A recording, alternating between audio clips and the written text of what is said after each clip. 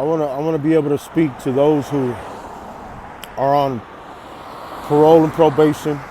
They've committed a crime, got in trouble for it, went to jail for it, or got arrested for it, and then whether you got a deal and you got probation because you didn't want to do the time, I gotta let you know that you're reaping what you sow.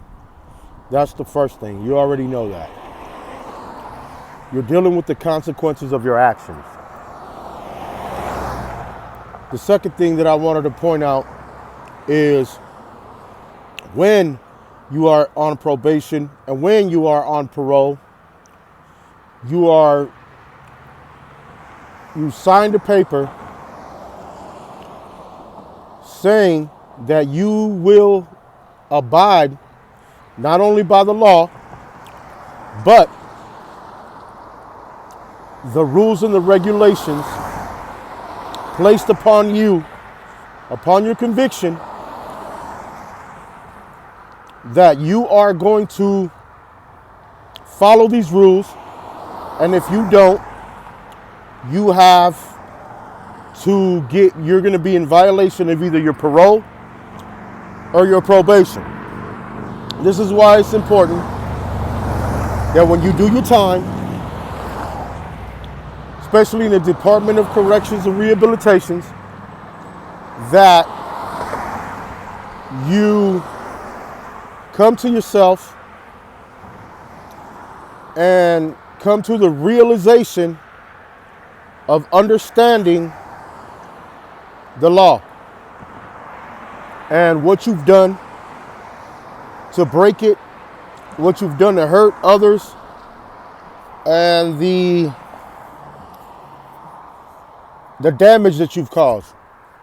That's why it's good to always be willing to accept the fact that you messed up, you did what you did, and now you are going to try to be a better person and get yourself on the right path to becoming a better, productive member of society. Because number one, whether you gangbang, whether you're a criminal, whether you sold dope, whatever you did, the district attorney placed you, and once you're on their radar, you are blase, John Doe versus the people. That means you have become a menace to society, and now you have to prove that you're not. Okay? There's a way to act in society that does not attract attention of the law. Okay? You, doing your crime, have broken the law, and now you gotta abide by rules and regulations, bro.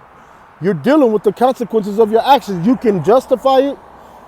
You can have all kinds of excuses of why you did what you did. But at the end of the day, if you haven't come to the realization that you broke the law and that you messed up, and that now you guys are felonies and misdemeanors on your record, that you need to pay your debt to society. Okay? Now, that's why it's good when you're inside to, yeah, it's all good and dandy. You want to check in with the homies. You might need some protection up in there. You might need to roll with a few people in order for you to survive in prison. And I understand that. I get that because I did it. But you also have a duty to yourself. If you have a date, you are to plan accordingly, plan smart, and prepare yourself for re-entry into the community. Whether you like it or not, you have a certain amount of time. If you have 3 years, 5 years, 10 years of probation, 3 years, 5 years of parole, You have to commit yourself to the parole board and to the probation that little bit of time. And the best thing to do is to go ahead and try to get yourself right and do the classes, do the things that you need to do in order for you to get out here and get off that paperwork, bro. And some of us don't want to do it. We get too hard-headed and we get stuck in our stubbornness.